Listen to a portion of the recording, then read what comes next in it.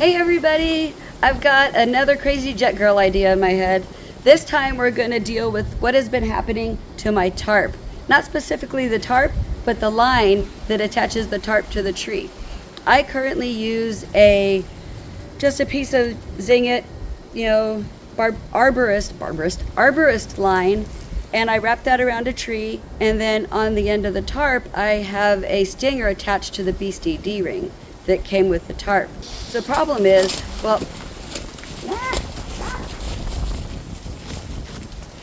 so the stinger is like a Dutchware wasp, except it's just got a little carabiner attached to it, and that lets me just clip it onto the Beastee Dee ring on the end of my tarp.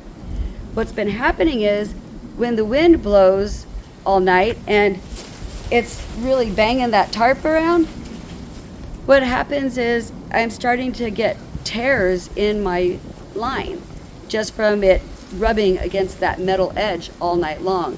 So here's my plan. I've got this off of Dutchware gear. It is a line lock, but on the other end it's got a little hook, and that hook is designed to clip onto the end of a Beastee Dee. So the plan will be that I've got a little loop tied in one end that I will be able to put this around the tree and then feed the hook through the loop and pull it tight, and that's going to leave me an end hanging out with this little hook deal on my line lock. The problem is the Beastee Dee ring that came with my tarp at the edge there, or at the end of the ridge line, is too big for this hook. So I had to order some smaller Beastee Dee rings off of Dutchware gear, and I'll put a link to all this stuff in the video description. So I'm going to have to attach this to my tarp, so I'm just going to get a piece of grosgrain to put through it. And grosgrain is spelled Grosgrain. We don't pronounce the S. It comes from an old French word basically meaning coarse texture. Anyway, I'm going to do that, but I'm not going to sew it.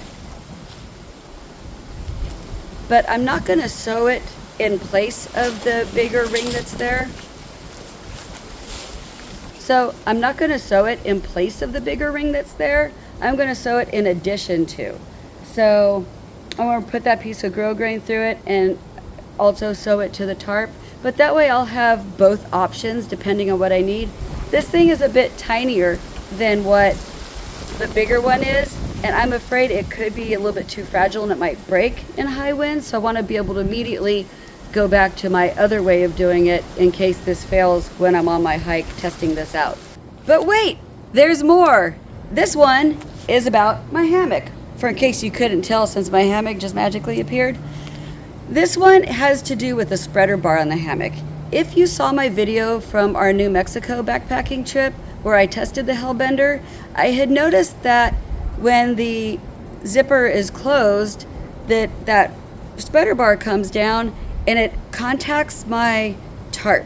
So I got a little bit worried because my tarp is DCF, and I was concerned that if the wind is blowing around a lot, that it could eventually start to cause it to rub, because we know that DCF does not do well with abrasion. Its tensile strength is incredible, but it's not very abrasion resistant.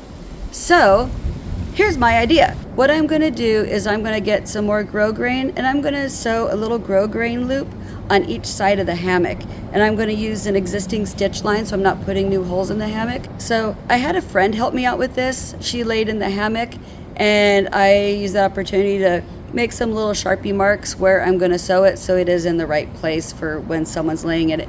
That way I can take the spreader bar off and I can just use basically shock cord tie-outs like I would with my other hammock.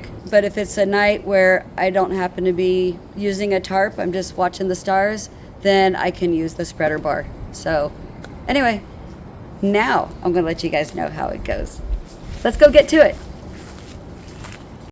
Okay, so last night I got busy with the sewing machine, and I got the grosgrain loops sewn to the hammock, and I also sewed some new smaller Beastee Dee rings to each end of my tarp ridgeline. When I put the hammock up, I went ahead and I took some shock cord and I just tied that through each loop on the hammock. It was just a simple lark's head. And then I pulled it out to about where a stake for a tarp would be. And Did that on each side, and you can see it gave me quite a bit of width inside that hammock. When I laid in the hammock, the bug net was still a little bit droopy, but it wasn't anywhere near my face, and I'm assuming that that droopiness is because the cut of that bug net was designed for the spreader bar. All right, now let's put up the tarp. So you can see here I've added the smaller Beastee Dee rings to the tarp, and I have the line lock hooks at the end of the lines. I went ahead and I put these lines around the post the same way I would have done if it was a tree. And I found out that these were super fast to hook up and pull tight and be moving on. And another cool thing that I realized that I hadn't thought about before is it's going to be really easy to move the tarp now, because if it's one way or another too far, I can just loosen one end and tighten the other, and it scoots the thing right over, same as it would have done if I had had a continuous ridge line with some press-x. All right, now that everything's in place, let's take a look at how well the hammock is now fitting inside that tarp without the spreader bar. So you can see here, I have quite a bit of room. It's not touching anything, and it's pretty far away. But when I put the spreader bar in, you can see that it's much closer. And I actually have this tarp hung really high right now. If it was much lower, these would be touching. So all in all, I'm pretty happy with how this came out. So I'm not gonna get a chance to actually trail test this stuff until I get out in October onto the actual trail, and I don't even know if I'm going to have wind high enough to see if it's working really well. But in the video descriptions for this video, I'm going to write the update on how it went. I'm not going to make a whole new video about it.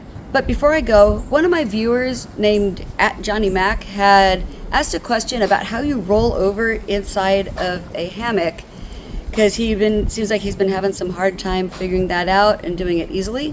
So I wanted to just go ahead and answer his question by showing how I do it. So when I'm in the hammock, I go ahead and I just scoot completely all the way to the far side as possible, and then I just bend my knees up, and once I lay my knees over, the hammock just kind of does the rest, and I just roll right into place. So if you guys have any other ways to roll over on your side in a hammock if you're a side sleeper, go back to the video about my hammocking routine, and I have pinned his post to the very top. So if you have some ways that might help him out, go over there and check out the video and send him your ideas on how you do it. Okay, that's all I got. We'll see you guys on the next one. Bye!